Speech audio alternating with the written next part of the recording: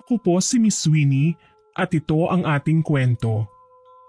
Magandang araw, ako po si Shaira, 40 years old. Itong kwentong ibabahagi ko po sa inyo ay nangyari noong taong 2005. 20 anyos lamang ako ng mga panahong ito. Ulila na po ako sa mga magulang, pero hindi ako literal na napabayaan. Sinalo ni Nanay Monica ang pag-aalaga sa akin sa kadahilanang siya naman ang aking ninang. Bali hiwalay na sa asawa si Nanay Monica. May isa siyang anak at si Ate Aya na noon ay kasal na at nakikitira lang sa bahay ng aking ninang.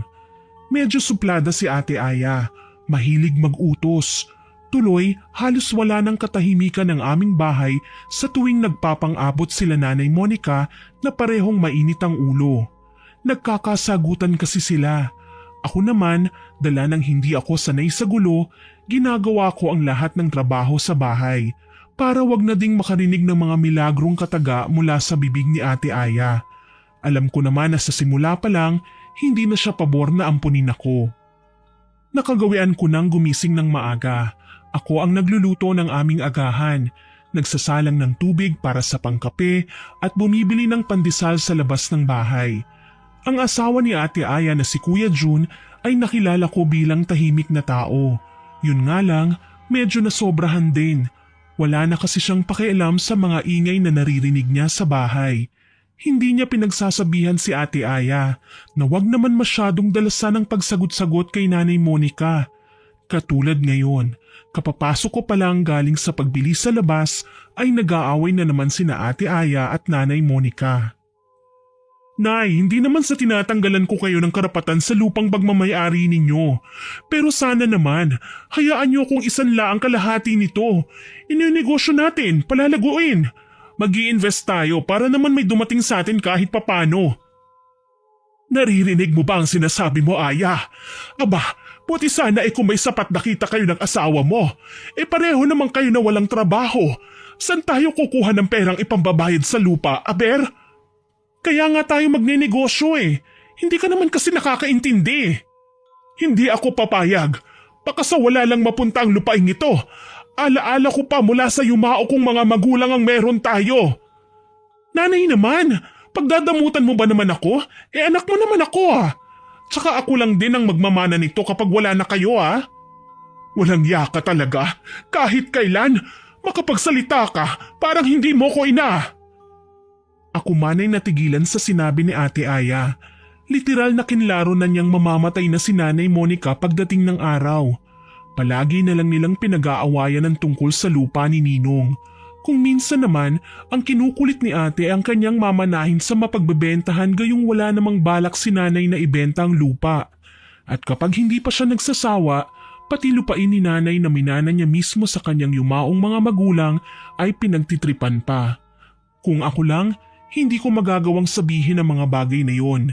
Napalapit na ako sa kanila Nay, ate, tama na po yan. Umagang-umaga pa po nagtatalo na kayo. Gigil na binalingan ako ni Ate Aya at saka dinuro. Bakit ka ba nakikialam? Pwede ba? Huwag kang sasabat sa usapan namin Sampid ka lang. Wala kang karapatang umasta na para kang tunay na anak. Alam ko naman po kung saan ako lulugar, ate. Pero wag mo naman pong pagsalitaan ng ganyan si Nanay. Para kasing pinagdarasal mo nang mamatay siya Lahat naman ng bagay may tamang panahon. Baka po pwedeng magagandang topics na lang ang pag-usapan ninyo.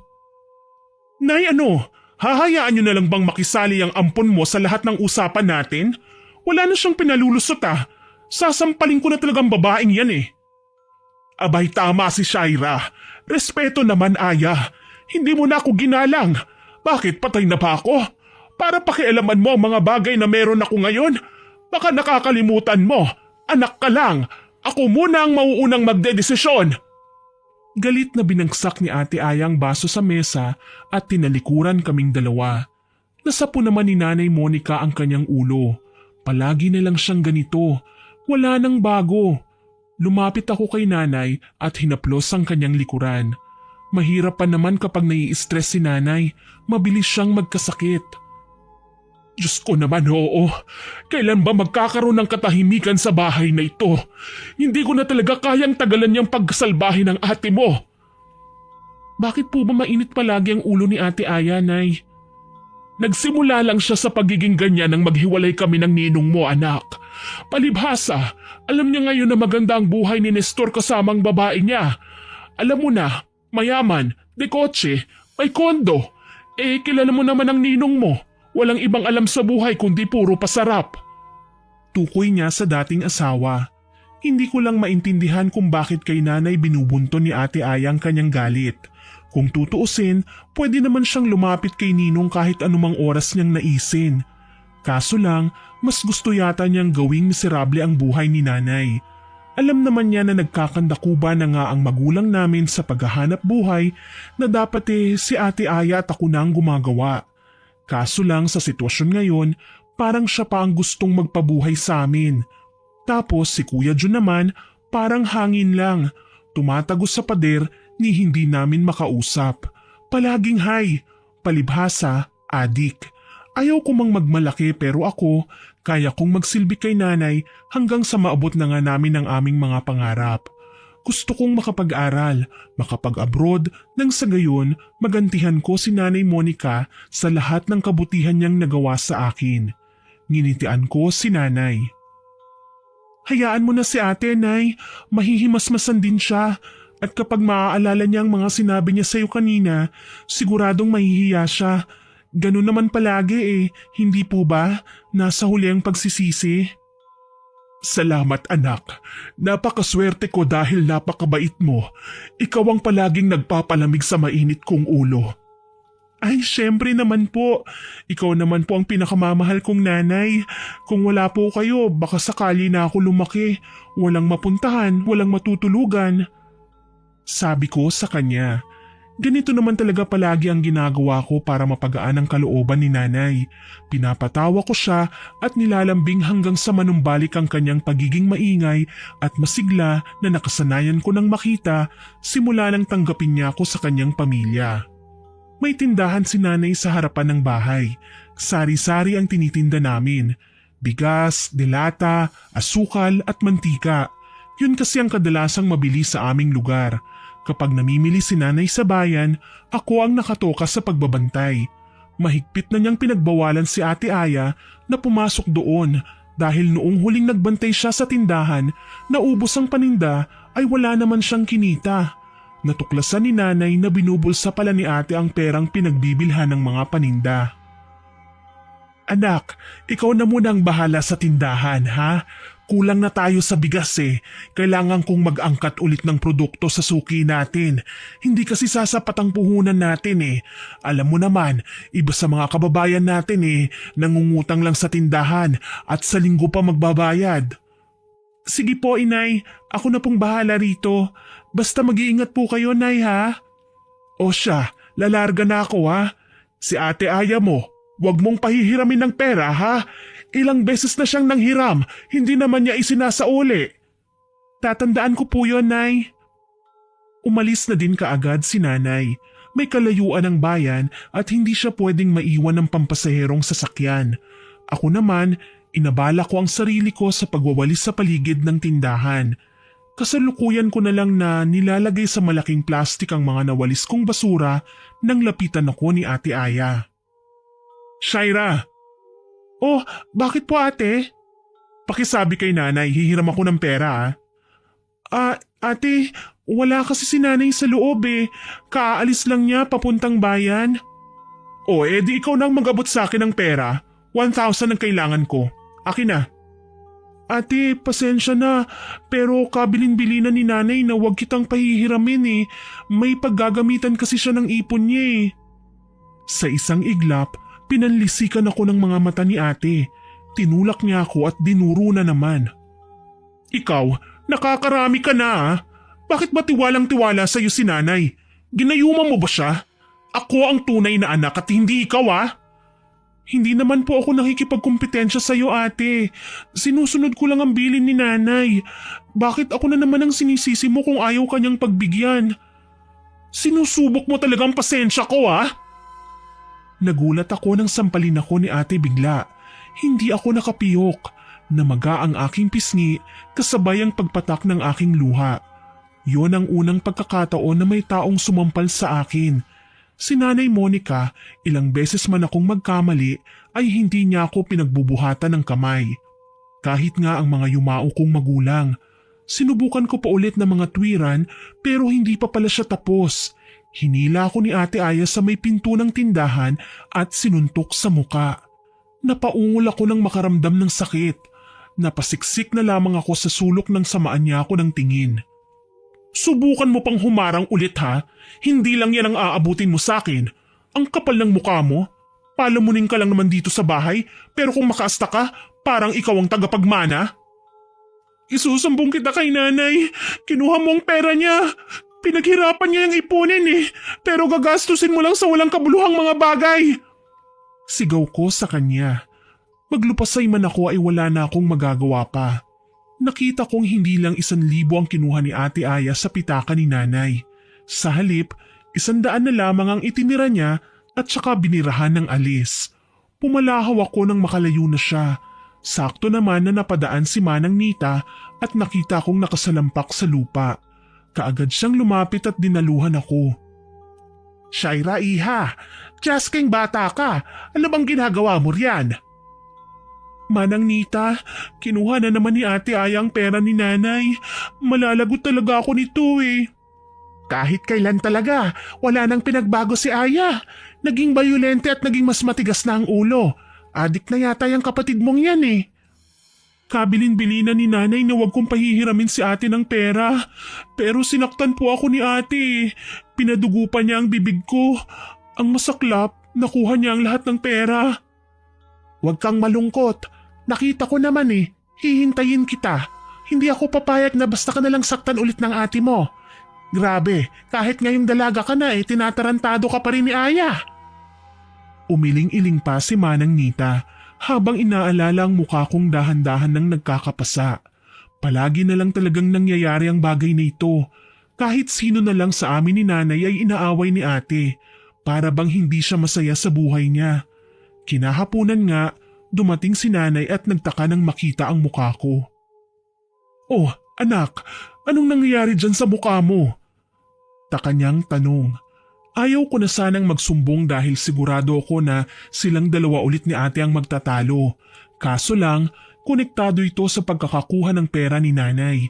Nariyan naman si Manang Nita na ipiniliwanag kagad ang nangyari. Hay nako, dating gawin Monica. Sinaktan ni Aya ang bunso mo at sa pilit ang kinuhang pera niyo sa tindahan. Hayan, pinadugo pa ang mukha ni Shaira. Ano? Bakit naman sinaktan pa niya ang kapatid niya? Akala ko, tutungayaw si nanay at makikipag-usap kay Manang Nita. Pero nagulat ako nang makitang pumihit siya patalikod at dumiretso sa bahay. Nag-aalalang sinundan naman namin siya ni Manang Nita. Nagulat ako nang makitang direktang pumasok si nanay sa kwarto ni Ate Aya. Wala doon ang mag-asawa pero napalibot ang tingin ko sa kanilang tulugan. Napakaburara ni ate. Naghalo na ang mga marurumi at bagong labas sa banggera. May pinagkainan sa sahig. May bote ng gin sa may pinto na wala namang laman at maraming plastik ng chichirya sa gilid-gilid na parang ilang araw nang naroon at hindi man lang naliligpit. Kulang na lang maging gubat ng kanilang kwarto sa dumi at kulob na pati ahas pipiliin ng tumabi sa kanila kesa sa magtago sa kuweba. Sa katunayan, napapatakip kami ni Manang Nita ng ilong kapag natatagalan kami sa pagsunod ng tingin sa loob ng kanilang higaan. Hindi ko napigilang lapitan si nanay. Nanay, ano pong ginagawa niyo? Hintakot kong tanong nang makita kong nagsisimula na si Nanay Monica sa paghalungkat sa mga gamit ni na ate. Sinubukan ko siyang pigilan pero mariin na lamang niya akong pinagsabihan na wag akong makialam. Panay naman ang payo sa kanya ni Manang Nita, palamig ng ulo, kumbaga para kumalma si nanay. Alam kong hindi basta-basta ang halaga ng perang kinuha ni ate. Nasa mahigit 10,000 yun Mabuti na lang talaga wala sina Ate Aya sa bahay. Kung nagkataong naroon sila, malamang nagkakagulo na naman. Siguradong lalabanan si ate at may katwiran sa lahat ng ibabato sa kanya ang aming ina. Kalaunan, tumigil din si nanay sa kahahalungkat ng mga gamit. Napasalampak na lamang siya sa isang tabi. Tahimik na umiiyak. Ramdam ko ang kanyang panghihina na parabang nawawalan na siya ng pag-asa. Wala naman akong nagawa kundi ang yakapin na lamang si nanay. Ipinaramdam ko sa kanya na okay lang ang lahat, na hindi siya nag-iisa. Mabuti na lang, pinahid niya kaagad ang kanyang luha. Tama na ang drama. Pasensya ka naman ang Nita ha. Medyo nakalimot ako na nariyan ka pala. Ayos lang yon. Kahit sino naman kapag galit may mga bagay na nakakalimutan. Pero wag mo nang alalahanin. Sa susunod, wag mo nang iiwan kay Shaira ang pera mo. Sinasaktan ni Ayang bunso mo eh. Tignan mo, sayang naman ang ganda ng mukha niyan kung magkakapasalang. Paano pa siya makakahanap ng boyfriend niyan? Si Manang Nita talaga, oo. Boyfriend ka agad? Hindi ko pa nga naiaahon si Nanay Monica sa hirap eh. Kita mo na, Manang Nita. Napahiya ka sa anak ko. Hindi ako iiwan niyan, oy. Mas mahal niya ako kaysa sa mga crush niya. Si Nanay talaga, ang galing magpatawa sa mga salita. Crush talaga? Crush kaya yun? Nakipagtawanan na lamang sila kasabay ng aking mga biro. Ayun nga lang, ramdam na ramdam kong hindi naman gaanong nakatuon sa amin ang atensyon ni nanay. Malamang, iniisip niya pa rin ang perang kinuha sa amin ni Ate Aya. Kinagabihan, nakipag-usap ako kay nanay. Itinaon ko yon habang nakahiga na kami sa aming kwarto. Kahit kasi dalaga na ako, hindi ako humihiwalay kay nanay sa pagtulog. Nanay, pasensya na po kayo ah. Wala man lang akong nagawa para protektahan po ang pera ninyo. 100 na lang ang tinira ni ate. Naunahan niya kasi ako sa mga action moves niya eh. Nasaktan ka na nga, nagbibiro ka pa. Anong gusto mo? Ako nang maglagay ng pasa sa mukha mo? Dito naman sa kabila para pantay na. Pinatatawa ko lang po kayo, Nay. Kayo talaga. Ewan ko ba anak, hindi ko alam kung bakit ganyan ang ate mo. Parang hindi niya ako nanay. Kung tratuhin niya ako, parang kung sino lang. Minsan nga, gusto ko na siyang sukuan eh. Kaso lang, naaalala ko na anak ko siya, kaya nagpipigil ako sa aking sarili. Hayaan mo po, inay. May konti naman akong ipon mula sa binibigay niyo sa akin. Ipapahiram ko na lang po muna sa inyo yon. Proud kong sinabi kay nanay. Natawa siya. Sakto kinurot ako sa tagiliran. Pareho kaming binibigyan ni ate ng pera ni nanay. Kaso lang naiipon yung sa akin. Wala naman akong dapat na pagkagastusan eh. Samantalang si ate, puro na lang gastos. Ni hindi siya nag-iipon. Sa totoo lang, ako ang kinakabahan para sa kanya. Paano na lang kung mabuntis si ate? Saan siya kukuha ng pera sa pangangailangan nila? Sobrang kawawa si Nanay Monica sa kanila. Pati nga si Kuya Jun walang trabaho. Ano nila naatim na magpakasal at magkaroon ng pamilya kung ganyang wala naman silang iniisip para sa kanilang kinabukasan? Binalingan ko si nanay ng tingin nang mapansin kong nagsasalita siya. Ibang klase ka ngayon na. Ikaw na talaga ang nagpapahiram. Nay, kahit hindi niyo po sabihin, nakaalalay po ako palagi sa inyo. Hanggat may maitutulong po ako, hindi ko kayo susukuan. Kahit umuwi pa tayong duguan. Sabay kaming nagtawanan. Naging family joke na namin ang katagang yun, pero hindi namin yun tinutotoo. Para muling madagdagan ang aming puhunan, nagpasya kami ni nanay na bumili ng mga alagang manok. Sabi ko kay nanay, pwede naming ibenta pa isa-isang mga yun o di kaya ay katayin namin tapos maglako ako sa lansangan ng adobong manok. May eskwelahan din kasi malapit sa amin, kaya malakas ang loob kong magtinda. Lalo na't alam kong mauubos kagad ang mga yun. 10 manok ang binili namin sa bayan dahil mura pa noon ang presyo ng manok. Nagiging mahal lamang ito kapag nadadagdagan ng timbang o di kaya ay kapag niluluto na. Lahat na lang ng pwedeng gawin sinubukan namin para lumago ang ipon namin ni nanay. Nanghihinayang lang ako na hindi ito magawa ni ate. Sana triple pa ang kikitain namin kung tumutulong sila sa amin ng asawa niya kung sakali. Makalipas ang ilang araw, naging mabenta ang nilalako kong adobong manok. Bukod sa nagkakapera kami, yun din ang nagiging ulam namin. Kaya naman ang sumunod na buwan, dinagdagan ulit namin ang aming alagang manok. Sa pagkakataong ito, 20 piraso ng buhay na manok na ang dala namin pauwi. Magaling ka ding humawak ng pera, anak. Alam mo ba yun? Kung laging ganito ang kita natin, mabilis tayong yayaman. Nay, ikaw din po ang nagturo sa akin para maging masinop. Tsaka tama naman po kayo hanggat may naiipon, malayo tayo sa gutom. Sana pareho kayong mag-isip ng ate mo. Hindi sana ako nahihirapan kausapin siya ngayon. Pero alam niyo po, inay, masaya ako na hindi kayo nag-uusap ngayon kasi hindi kayo nai-stress. Mas okay na yung ganito kaysa araw-araw po kayong nagsisinghalan. Sa bagay, tama ka naman anak. Ewan ko ba, maayos ko naman siyang pinalaki. Pero hindi ko maintindihan kung bakit ganyan siya ngayon sa akin. Mas mabuti nga ako hindi ko siya inabandona. Kagaya ng tatay niyang pinili ang marangyang buhay at iniwan ako. Sarili niya lang ang iniisip niya. Kasasabi ko lang nai-stress na naman po kayo, Nay. Oo na, Madam Shaira. Hindi na ako magdadrama. Muli, naging abala kami sa paglipas ng mga araw. Mabilis na dumami ang naghahanap sa akin sa lansangan dahil masarap nga naman ang lutong adobo ni nanay. Yun nga ang dahilan kung bakit nakapag-ipon kami kaagad. Ang kaso nga lang, nagiging panira sa aming mga gawain si Ate Aya. Madalas niya akong lapitan para hinga ng pera, utangan, o kung minsan sapilitan niyang kukunin. Ganyan na siya kasalbahe. Nalaman kong nalulung na pala siya sa sugal at paulit-ulit na natatalo. Ang asawa naman niya, nasa tabi ng kalsada din at nalulung na sa bisyo. Sigarilyo at alak ang pinagkakaabalahan niya. Isang araw, naglalako ako sa kalsada nang salubungin ako ni ate.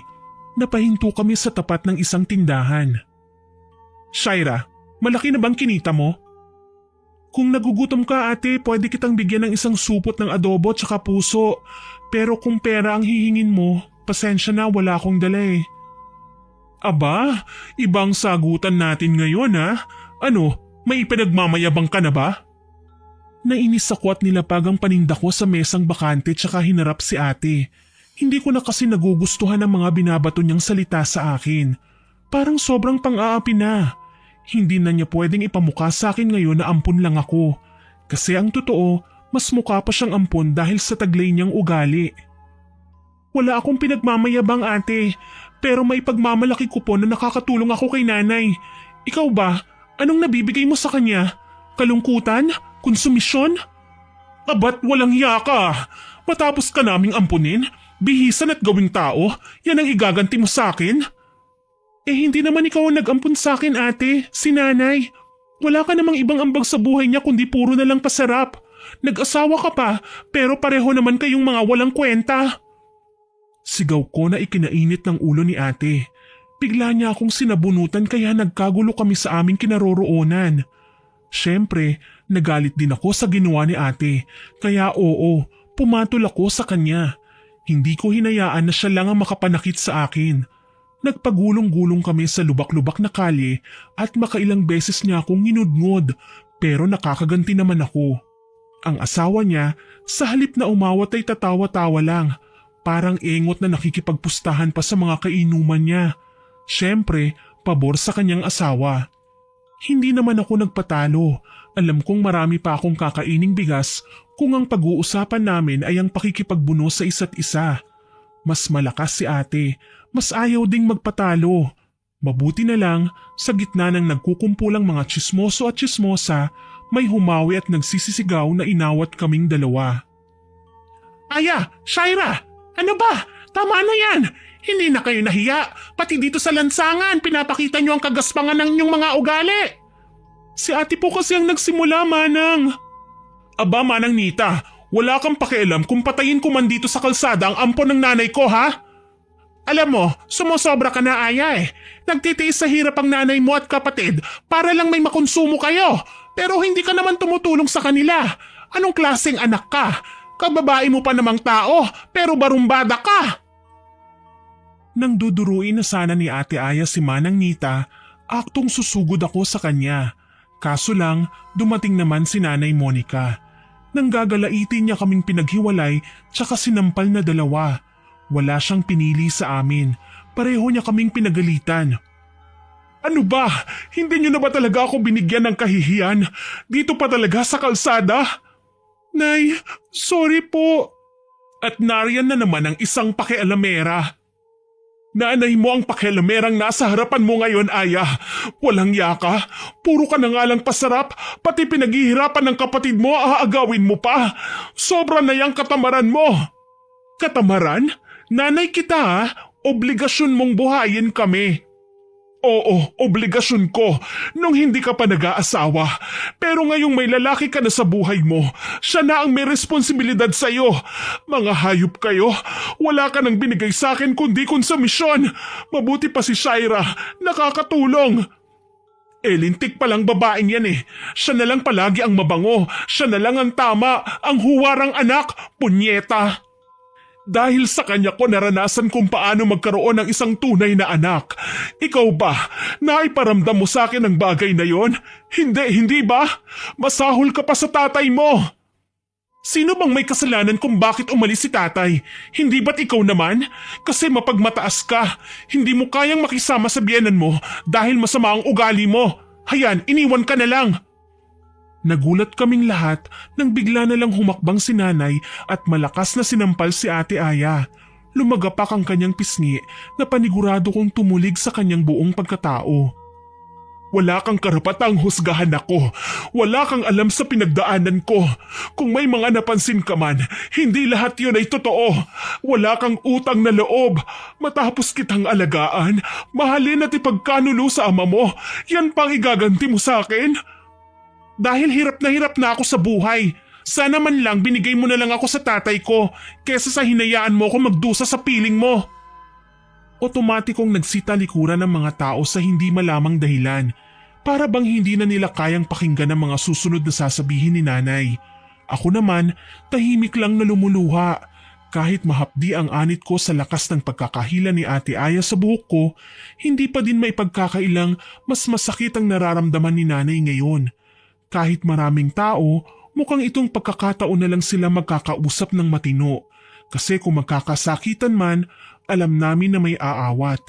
Napayakap na lamang ako kay Manang Nita na noon ay hindi kami iniwanan. Matagal ko nang kakilala si Manang Nita. Simula pa sa aking pagkabata, nariyan na siya. Nakakausap ni nanay at nakakasama. Minsan, nakakasabayan sa pamimili at kung magkakasakit man kami, siya ang nagsisilbing manggagamot namin. Siya ang matatawag naming babaeng albularyo na marami na ding nagamot ng mga taong nagkakasakit sa hindi normal na paraan. Dala ng mga kwento at bali-balita, madalas ding makita si Manang Nita sa kagubatan at nagdadala ng bila-bilaong prutas. Ang sabi, miyembro siya ng isang kulto. Pero kalaunan, nalaman namin na may mga nagpapagamot sa kanya na nababati pala ng engkanto o kahit na anong elemento dahil nagkasala sa kanila. Para makipag-areglo, kailangan niyang magdala ng maiaalay kagaya ng bigas, prutas at gulay. Minsan naman, puting manok at kambing. Pinakamahal na ang baboy para sa pag-aalay. Kapag naisasagawa naman ang ritual, kumagaling din kaagad ang mga may sakit. Naging takbuhan tuloy ng marami si Manang Nita. Hindi naman kasi siya mahal maningil. Tumingala ako sa kanya. Magkakaayos pa po ba sina ate at nanay? Sa tingin ko naman oo, pero yung ate mo, matalas kasi ang dila. Minsan kailangan turuan ng leksyon yan, nang sa ganon matutong gumalang sa magulang. Napakaswapang pa niya. Nag-aalala lang po kasi ako, baka magkasakit si nanay sa ginagawa niya. Hindi ko lang lubos maisip paano niya naaatim na sagot-sagutin ng nanay namin. Ni minsan hindi kami inaabuso, hindi kami inalila, pero si ate, hindi ko kayang ginagawa niya. Huwag kang mag-alala, mapagtatanto din ng ate mo na mali ang mga ginawa niya sa nanay mo. Magkakaroon din siya ng leksyon. Wika sa akin ng ginang. Hindi ko alam kung bakit, pero para bang may bumubulong sa akin na may magiging partisipasyon si Manang Nita sa pagkakaroon ni ate ng matututunang leksyon. Humupa na din ang pagtatalo ni nanay sa kalye. Katulad ng dati, si ate ang huling nagsalita at naging matagumpay sa mata ng maraming tao. Yun nga lang, dala ng gigil ni nanay, sa bahay siya nagwala. Pinagtatapon niya ang lahat ng gamit ni na ate at kuya Jun sa labas ng bahay. Tinangkapang mag-iskandalo ni ate, kaso lang mabilis si nanay. Lalo na't bago kami umuwi ay dumaan muna kami sa barangay hall. Inireklamo ni nanay kay chairman ang kawalangyaan ni ate at nagpa-escort ng 2 tanod para bantayan kami. Sakali man na humantong sa mas brutal na pagwawala si ate. Sige, lumayas na kayo. Wala naman kayo na itutulong sa akin. Mga hayop kayo. Ikaw, Jun, may nanay ka naman. Hala, umuwi kayo doon. Isama mo yung walang galang mong asawa. Tutal, tapos na ako sa pagiging nanay sa inyo. Bakit? Akala mo ba naiinggit ako sa bahay mong bulok? Mas mabuti nga yun eh. Hindi ko na kailangang makisama sa iyo. Asa ka pa? Wala ka naman talagang pakikisama. Sige, dun ka magbagsik-bagsikan sa pamilya ng asawa mo nang makita mo ang hinaharap mo. Tutal, malakas naman ang loob mo at hindi mo ako ginagalang. Dun ka sa balwarte ng mga tigre. Bulyaw pa ni nanay. Walang nagawa si na ate kundi ang umalis na nga ng bahay. Nangihinayang man ako pero nakamit namin ni nanay ang katahimikan na matagal na naming inaasam. Ang katahimikan na buong akala ko hanggang panaginip lamang. Pinili naming umusad na ni nanay nang makaalis na si ate. Naging maayos ang aming buhay. Naglalako pa din ako ng adobong manok habang si nanay naman nakabantay sa tindahan. Patuloy ang pagdami ng aming mga paninda. Magandang balita anak, may maibibili na naman tayo ng mga alagang manok. Matitriple na natin ang makakatay sa susunod na araw. Mabuti po yan, Nay. Masyado kasing nasasarapan po ang mga tao sa luto niyo pong adobo. Marami ang bumibili ng tig-3 serving. Hayaan mo at bukas, maaga tayong pupunta sa bayan. Bibili tayo ng sangkaterbang manok. Nawalan na kami ng balita kay Ate Aya. Naging abala din kasi kami sa aming pagtitinda. Ang routine namin, mamimili, magtitinda, tapos mamimili ulit. Ang dating iilang manok namin ay umabot na sa 50 at bawat isa tandang-tanda ni nanay ang kulay at balahibo. Kaya naman isang araw habang nagpapakain siya sa mga ito, napapakunot ang kanyang noo. Shaira, anak, natatandaan mo ba kung ilang pirasong manok ang nakatayo natin kahapon? Opo inay, nasa 5 po. Bakit po? 5 lang? Ano? Kulang kasi ng 3 ang mga manok natin eh. Hindi ko alam kung nagagala lang ba o nasaan. Nagkibit balikat ako dahil hindi ako matandain sa mga balahibo ng manok. Yun nga lang, hindi lang isang beses nangyari ang ganun. Nasundan pa ang pagkawala. Minsan, 2, 3, pinakamarami ng 5 na sabay-sabay pang nawawala.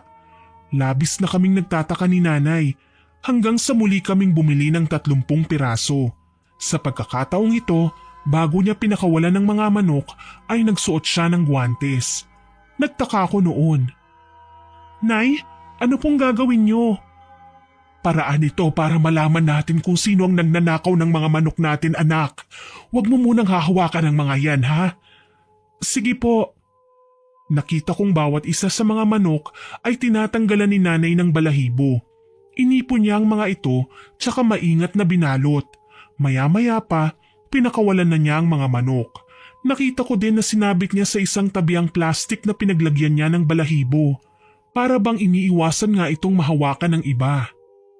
Dito ka lang ha, pupunta lang ako sa bahay ni Manang Nita. Sige po inay. Nakasunod lang ako ng tingin kay nanay nang maglakad siya palayo. Hindi ko na lamang pinansin pa kung ano ang kanyang ginagawa dahil baka mahalaga yon. Pagbalik niya, may dala siyang isang botelya na may lamang langis, yung botelya ng pinakamaliit na efficacent oil. Inay, ano pong gagawin niyo dyan? Eto ba anak? Abay gagamitin ko to bilang parusa sa mga nagnanakaw sa atin ng mga manok. Alam mo na, para magtanda. Paano niyo naman po gagawin yun? Basta, huwag ka lang maingay. May gagawin ako pero manood ka lang. Kinabukasan nga, muli na namang binilang ni nanay ang mga manok. Nagulat kami. Kumpirmadong 3 ang nawawala sa mga ito. Naku, paano po yan? Kapag nagpatuloy ang gawaing ito, siguradong malulugi tayo, Nay. Shh! Huwag kang maingay, kailangan dalawa lang tayong nakakaalam. Ano po ba kasi yan, inay? Basta manood ka lang. Wala akong nagawa kundi hayaan si nanay na kunin na naman ng plastic na pinaglalagyan niya ng mga balahibo. Nakagwantes pa rin siya nang kunin ng pamilyar na balahibo ng mga manok na nawawala. Sinilid niya ito sa botelya tsaka inilibing sa aming lutuan. Bali ang itsura po nito ay parang lutuan sa bukid. Gawa lang po sa kahoy na nilagyan ng hinating katawan ng saging at tinambakan ng lupa. Sa ibabaw, may 3 bato kung saan namin pinapatong ang aming kaldero kapag kami ay nagluluto. Sa ngayon, hindi na namin nakikita ang lupa dahil natatakpan na ito ng abo. Kinubkob ni nanay ang abo at binaon doon ang langis. Gusto ko man na magtanong kung bakit niya ito ginagawa, kinakabahan naman akong magsalita. Ang alam ko lang, hindi normal na gawain ng tao ang nakita kong ginawa ni nanay. Bumaling siya sa akin pagkatapos. Ngayon, hindi ba ay maglalako ka sa labas anak? Ito na ang pagkakataon mo na magmatsyag. Kailangan mong alamin kung sino ang basta na lang nagkakasakit sa baryo. Sa pagkakataong ito, malalaman natin kung sino ang magnanakaw ng ating mga manok. Opo inay, gagawin ko po. O siya, humayo ka na. At umalis na nga ako ng bahay habang si nanay naman pangiti-ngiti habang nakaupo sa loob ng kanyang tindahan. Nagsimula na akong magtinda at binabalikan ang aking mga suki. Habang abala sa pag-aasikaso sa mga mamimili, namataan ko sina Ate Aya at Kuya Jun na magkasama. May bitbit silang lalagyan ng manok na kung tawagin sa amin ay bayong. May nakita akong pamilyar na kulay ng balahibo sa loob. Binebenta niya ito sa iilang kainuman nila. Pansin ko, nagtatawaran pa ang 3. Tila ba hindi sang-ayon sa presyong binigay ng buyer. Pasimple akong lumapit sa may likuran. Pinakinggan ko ang kanilang usapan. Tama nga ako, nagtatawaran sila. Tinatanong pa ang mag-asawa kung saan nila nabili ang manok. Kinakabahan ako. Hindi ako matandain sa mga balahibo pero nakakita na ako ng ganong klase ng manok. At alam kong sa amin yon. Lumayo ako sa kanila. Mabuti na lang at may mga sumalubong sa akin. Bumili ng aking paninda. Pero hindi maiwaglit sa aking isipan ang tungkol sa manok na binibenta ni na ate. May naging pwesto ako sa tambayan ng maraming tao. Naroon ang aking ate, kasama ang kanyang asawa. Abala sila sa pagtingin-tingin ng mga nagsusugal nang bigla na lamang silang sabay na bumagsak. Parang nahilo. Ilan sa mga kakilala nila ang lumapit at inalalayan sila kaya naman muling pinaupo si Ate Aya sa bangkito. Marami ang nagtatanong kung anong nangyari. Kaso lang, bigla siyang nagsuka at nahintakutan ng iba sa nilabas niya sa bibig. Kulay gray na parang ginamos ang kanyang sinuka. Kanya-kanya naman sa paglayo ang mga tao. Ano kaya ang nangyari kay ate? Palihim kong tanong sa aking sarili. Sakto naman na nakita ko si Manang Nita na naglalakad papalapit sa akin. Nagtataka ang kanyang muka kaya naman kaagad ko siyang sinalubong. O iha, anong nangyari sa'yo? Manang, si ate po, nagsuka. Biglaan na lang siyang nahilo. Ganun ba? Bakit hindi natin lapitan? Baka lang po kasi biglang manakit eh. Kilala niyo naman si ate, napaka-bayolente. Mamaya, ibintang pa niya sa akin ang nangyayari sa kanya. Sa kakitiran ba naman ng utak niya, imposibleng hindi niya idawit ang pangalan ko sa pagkakasakit niya. Kung sa bagay, o siya, napadaan lang ako. Papunta ako sa bayan at baka maiwan ako ng sasakyan. Mauna na ako ha? Sige po. Ako naman po tatapusin pang ibenta ang lahat ng ito. Nanatili akong nakatayo kung nasaan ang kaguluhan. Medyo nahimasmasan na si ate habang pinagtutulungang paypayan ng mga tsismosa. Literal na mabagsik talaga siya sa aming lugar. Kinatatakutan siya eh. Saktong tumingala siya at nakita ko. Hindi ko alam kung bakit basta na lang akong kinabahan. Dahil sa halip na lapitan sila, tanungin kung ano ang nangyari, ay pinili ko na lamang magtatakbo. Hinihingal pa ako nang makarating sa bahay na labis na pinagtaka ni nanay. Oh anak, anong nangyari sa'yo? Natatakot po ako, Nay. Nakita ko po kasi sina Ate Aya at Kuya Jun. Oh, sinaktan ka ba nila? Hindi naman po. Napatingin sa akin si ate pero hindi ko na hinantay na makalapit pa siya. Umalis na po ako kaagad. Baka po kasi manggulo na naman siya at kung ano na naman po ang sabihin sa akin. Niyaya ako ni Manang Nita na lapitan pero tumanggi po ako. Tama naman ang ginawa mo anak.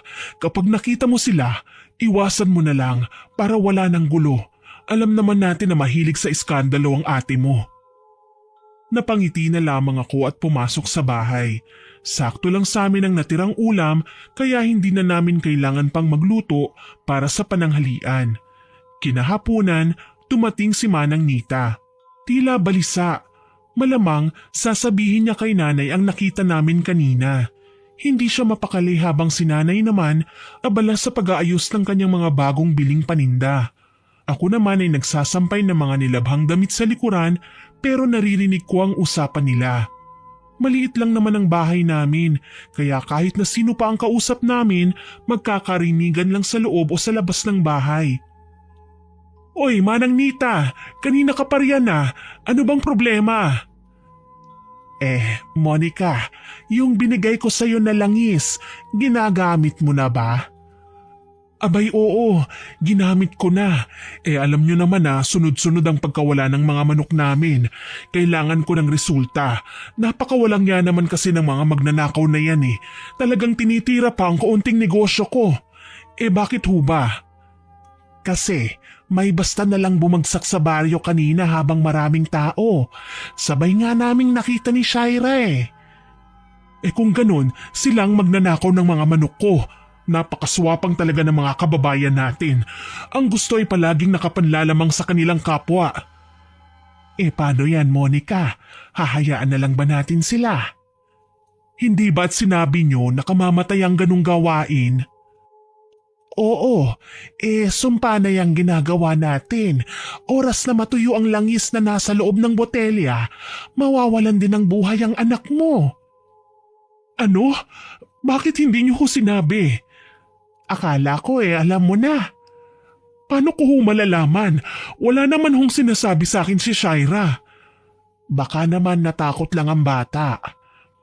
Huwag kayong maingay at baka marinig tayo ni Shaira. Alam niyo namang sobrang tuwid ang batang yun. Ayaw sa pandaraya, sa paggawa ng masama. Ako naman wala talagang balak na saktan si Aya. Pero kailangan kong malaman kung sino ang magnanakaw ng mga manok ko. Ngayong may impormasyon na tayo, kukumprontahin ko na lang siya. Gulat na gulat ako sa mga narinig ko. Hindi ako makapaniwala na magagawa ni nanay ang ganitong bagay. Yung tipong yayakap siya sa mga ganoong gawain para lang malaman kung sino ang nanlalamang sa kanya. Tsaka bakit hinayaan siya ni Manang Nita na gumamit ng ganito? Pinili kong manahimik at hinayaan na muna sila sa kanilang pinag-uusapan. Nakatatak na sa aking isipan na kapag mahalaga ang kanilang topic ay hindi ako pwedeng basta na lang sumabat. Mabuti na lang umuwi din kaagad si Manang Nita. Naiwan kami ni nanay at ito na ang napagtanto kong tamang pagkakataon para kausapin ko siya. Nanay? O anak, bakit? Narinig ko po ang usapan niyo ni Manang Nita kanina. Yung langis na galing sa kanya, may ibang paggagamitan pala kayo noon? Oo anak, gusto ko lang kasi sanang malaman kung sino ang mga buitreng nagnanakaw ng mga manok natin. Hindi ko naman akalain na sina Aya pala yun.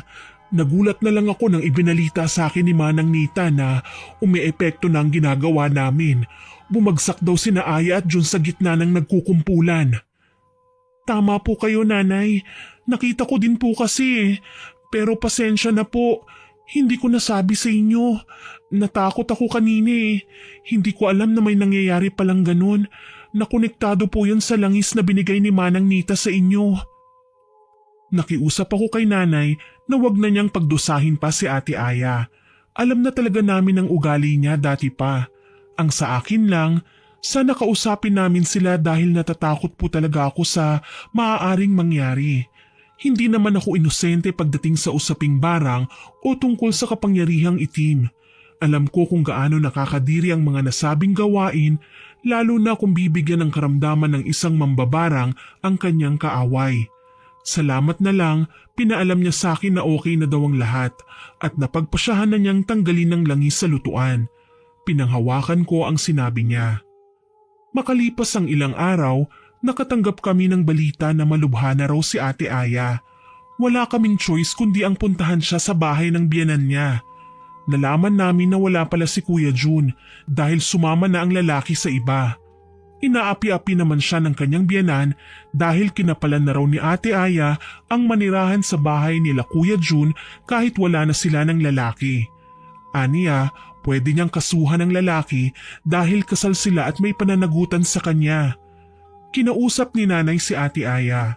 Ako naman ng mga sandaling yun ay nakaupo lang din sa gilid ng pinto kung saan naroon ang kwarto niya.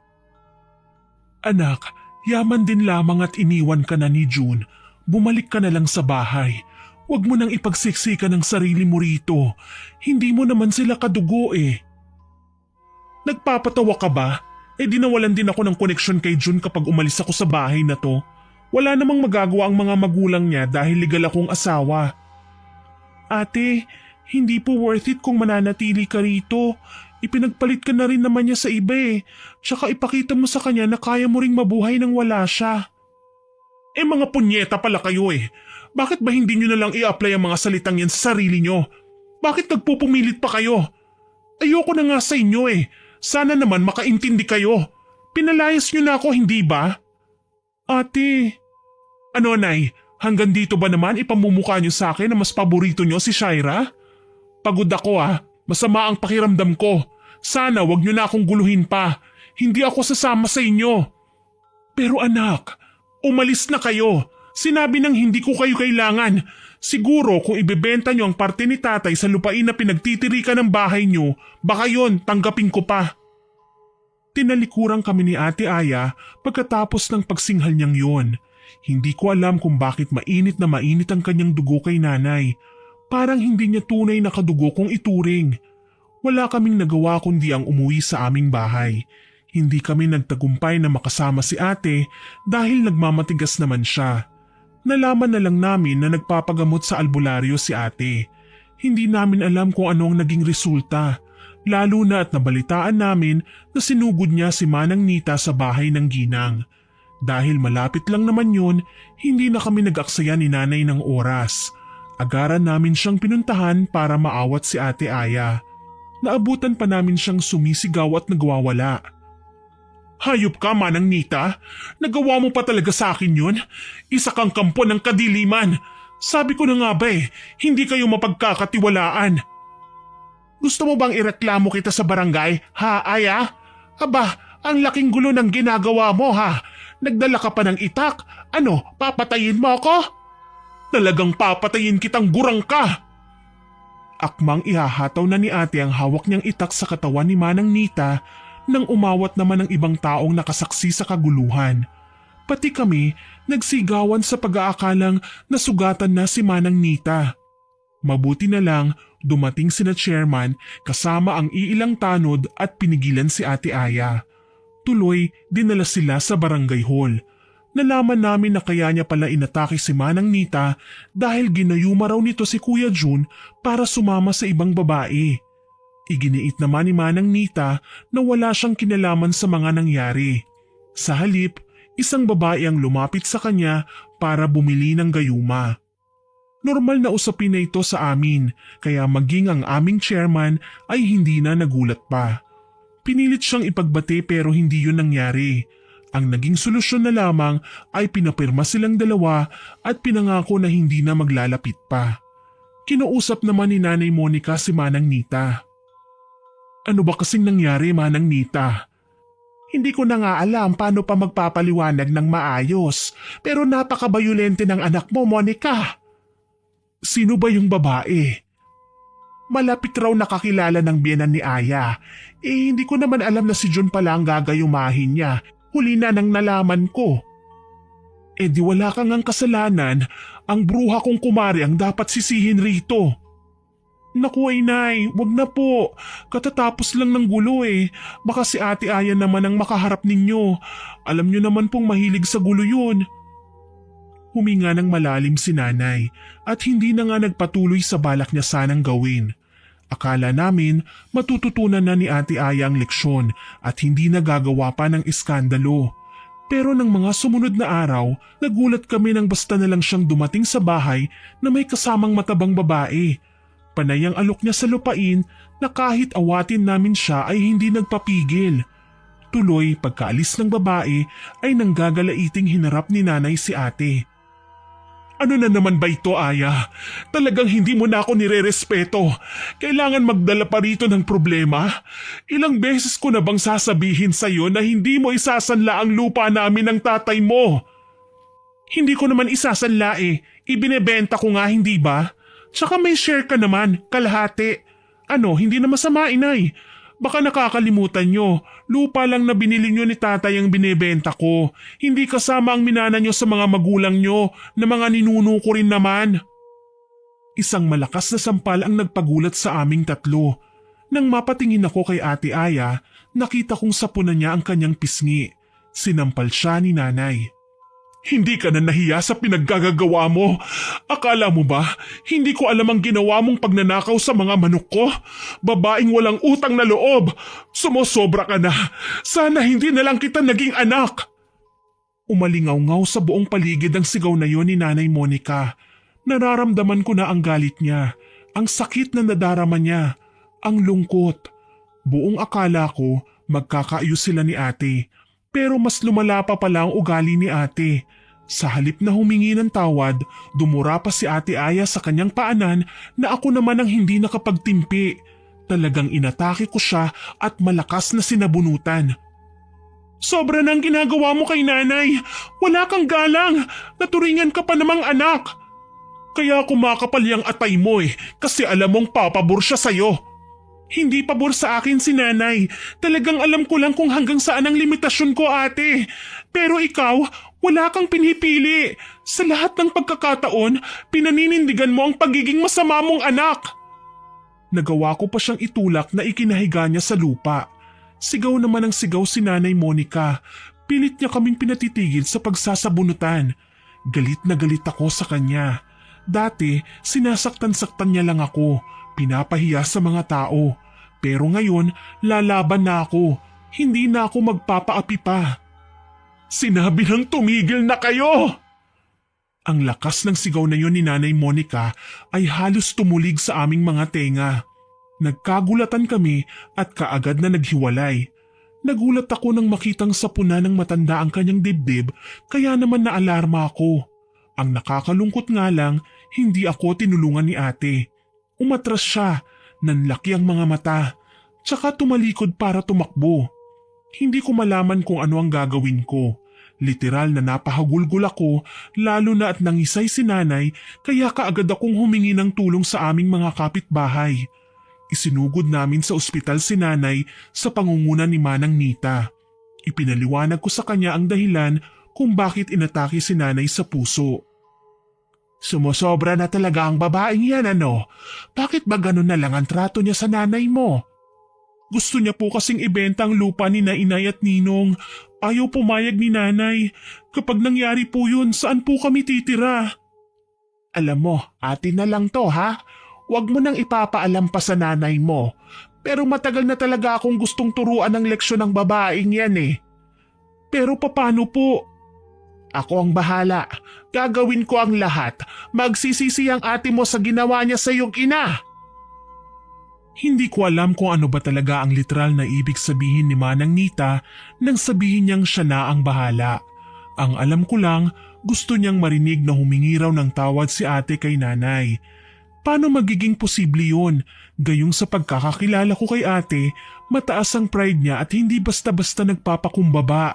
Kahit pa sa nanay niya. Hinayaan ko lang si Manang Nita. Alam ko naman na kahit may kakayahan siya ng karunungang itim, hindi naman namin nabalitaan na pumatay siya ng tao. Umuwi ako sa bahay para kumuha ng mga gamit. Naabutan ko si Ate Aya na hinuhuli ang mga manok naming alaga at iniipon sa kulungan. Anong ginagawa mo? Na-ospital si nanay, hindi ba? E di binibenta natin ang mga manok para pambayad sa ospital. Kaso lang hahatiin natin ang kinita dahil ako nga ang nagbebenta, di ba? Ang share mo, yun ang ibabayad mo. Napakaswapang mong klase ng anak ano. Talagang pati si nanay na nasa bingit ng kamatayan, kakwentahan mo ng ganyan? San ba nakalagay ang utak mo? Nasa kamao ko, gusto mong tikman? Iniangat ni ate ang kanyang kamay para gawaran sana ako ng suntok. Kaso lang, hindi ko alam kung ano ang nangyari. Nang tila ba siya ang nakatanggap ng suntok nang sapuhin niya ang kanyang tiyan. Gulat na napatingin siya sa akin at sinamaan ako ng tingin. Kitang-kita ko na naghahabol siya ng hininga, halatang nasaktan. Hayop ka? Anong ginawa mo sa akin? Ate naman, anong klaseng gamot ba ang hinit-hit mo? Ikaw nga tong manununtok na sana sa akin, hindi ba? Hindi nakasagot si ate nang gumuhit ang pandidiri sa kanyang muka. Maya-maya lang, napasigaw ako nang magsuka sa aking harapan si ate. Kulay itim ang nilalabas niya sa bibig. Parang yung likidong galing sa pusit, mabaho at may kasamang uod. Diyos ko! Ano yan? Anong ginawa mo sa akin? Mukha ba akong may ginagawa, ate?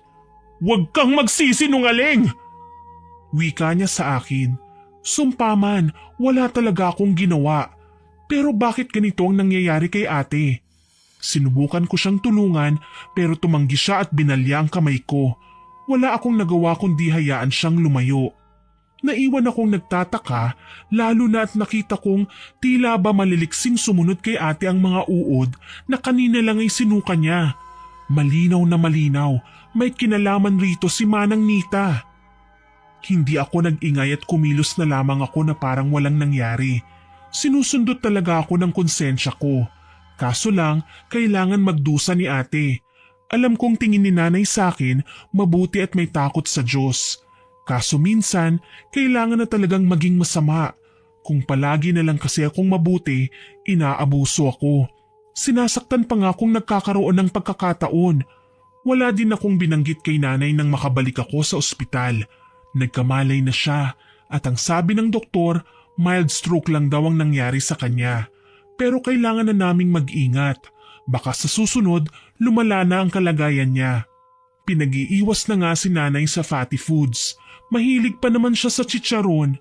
Mabuti na lang masunurin si nanay. Lahat ng sinasabi sa kanya ng doktor ay sinusunod niya. Makalipas ang 1 linggo, nakalabas na nga kami ng ospital. Kagaya ng inaasahan, hindi na nga nakabalik si ate pagkatapos ng huling encounter namin. Tingin ko may iniinda na siyang sakit. Ang ate mo, hindi ba nakakabalik rito? Nung nasa ospital pa po kayo, Nay, nagpunta siya rito. Hinuli niya ang mga manok, ibibenta niya raw. Hati kami sa mapagbebentahan.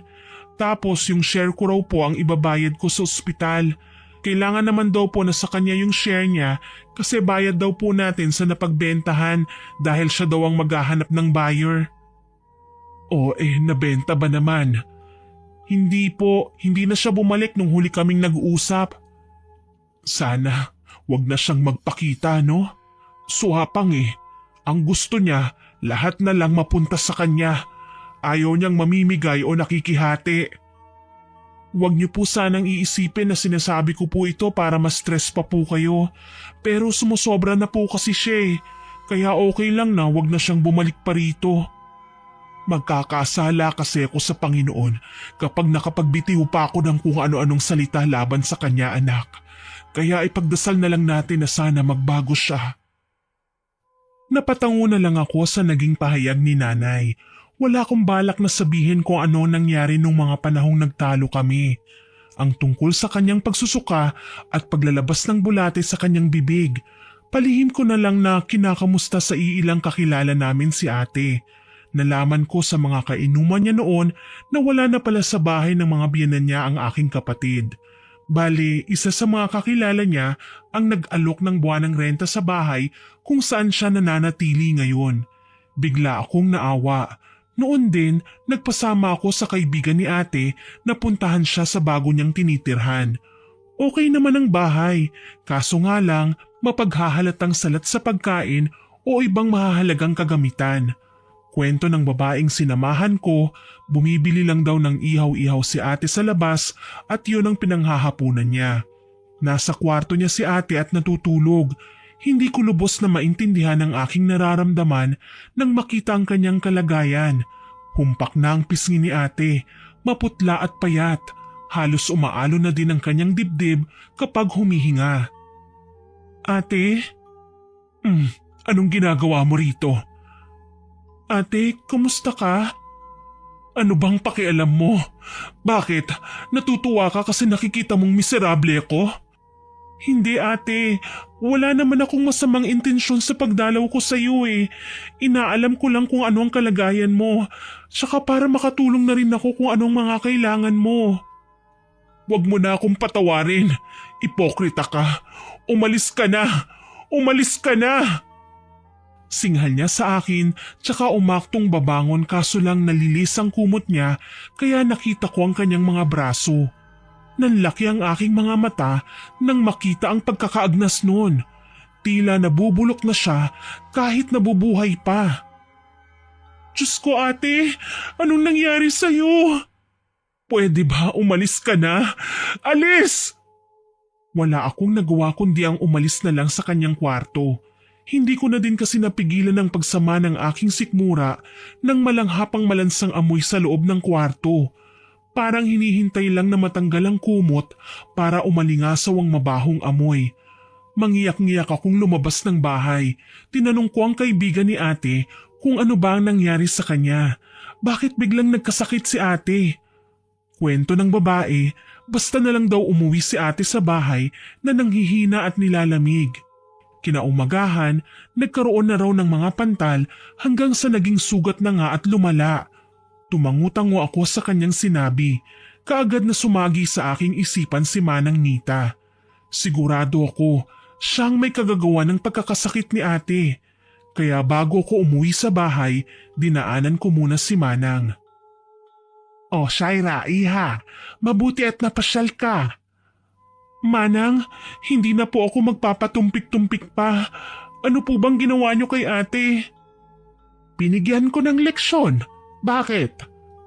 Ganun kalala? Hindi lalala ang kalagayan niya kung maaga pa lang lumapit na siya sa kanyang ina para humingi ng tawad. Alam mong hindi ako masamang tao na may karunungan sa itim na kapangyarihan, iha. Patas din akong tao. Ayokong may mga kakilala ko na nagdurusa dahil sa kasakiman ng mga mahal nila sa buhay. Sana maintindihan mo. Abay kailangan mong kumbinsihin ang ate mo. Kapag nagtagal pa ang katigasan ng ulo niya, sa kabaong talaga ang kahahantungan niya. Wika ni Manang Nita, kaya hindi ako nakasagot. Sa halip, napaiyak na lamang ako sa labis na lungkot. Hindi ko akalain na may ganitong klase ng sumpa si Manang. Literal nakikilos talaga ang isang tao para lang gawin ang mga bagay na kinamumuhian niya. Walang makakaputol sa sumpa, iha, kundi ang ate mo rin lang. Kailangan niyang matutunan ng mga bagay-bagay. Kailangan niyang yakapin kung ano ba talaga ang meron siya at wag nang maghangad sa iba. Higit sa lahat, kailangan niyang matutong gumalang. Natatakot po kasi ako Baka po mamatay si ate at dadalhin niya ang galit niya sa amin hanggang sa hukay. Hindi yan, iha. Magtiwala ka lang. Pwede ko po bang ipaalam kay nanay ang sitwasyon niya? Pakiramdam ko po kasi kailangan niyang malaman. Nanay siya, may karapatan din po siyang malaman ang kalagayan ni ate. Maging masama man siya o hindi. Kakayanin mo ba? Malay natin, baka ikagalit ng nanay mo ang mga bagay na ito. Tsaka huwag mong sasabihin na hindi ka niya anak. Sa unang araw na inako niya ang responsibilidad niya sa'yo, ay inari ka na niyang anak. Galit na galit si nanay kay ate. Sabi pa nga niya, sana raw wag nang magpakita si ate sa amin. Hindi ko na po alam kung magbabago pa ba ang kanyang reaksyon sa oras na malaman niya ang sitwasyon. Subukan natin. Magkasama kaming umuwi sa bahay at ipinaalam kay nanay ang nangyari. Hindi man lang siya nagulat kahit sabihin ko sa kanya na malaki na ang ipinayat niya. Iiling-iling lang si nanay habang nagiinuman pa kami ng tsaa sa labas ng bahay. Ayan kasi, sa sobrang tapang ng anak kong yan, kahit sino binabangga. Pero ngayong may sakit na, tiklop na siya? Nay, hindi po ba kayo naaawa kay ate? Naaawa ako anak. Ayokong magtanim ng sama ng loob sa kanya. Pero ilang beses niya na ba akong winalangya? Ni minsan nagsorry ba siya? Hindi naman nanay ang turing niya sa akin eh. Mas sinasamba niya ang pera, ang yaman, ang kanyang ama. Ayaw niya sa akin kasi hindi ko kayang suportahan ang luho niya. Noong magpakasal sila ni June, nang tayo ang gumastos, may narinig ba sila? Ayaw kong maging masamang inaanak. Pero sa ginagawa ni Aya sa akin, nakalimutan ko na kung paano maging nanay sa kanya. Nay, nandito naman po ako eh. Tsaka kailangan po natin na magpatawad. Alam ko po na matututo din si ate sa mga pagkakamali niya. Niyakap ako ni nanay tsaka siya humagulgol. Muli naawa ako sa kanya. Parang hindi magiging madali kay nanay ang mapatawad si ate. Lalo na sa parting parang gusto na nitong sumakabilang buhay ang nanay namin. Matanggap lamang niya ang kanyang pamana. Kaya naman bilang pagbawi din sa aking naging kasalanan, ako na muna ang dumalaw-dalaw kay ate. Ideya ko ang bigyan siya ng leksyon na ginawan ng paraan ni Manang Nita. Kailangan kong makahanap ng paraan na may maitulong naman ako. Araw-araw ko siyang dinadalaw, inaasikaso, pinaliliguan at pinapakain. Kahit nung una, pinagsusungitan ako ni ate, hindi ko siya sinukuan. Hanggang ngayong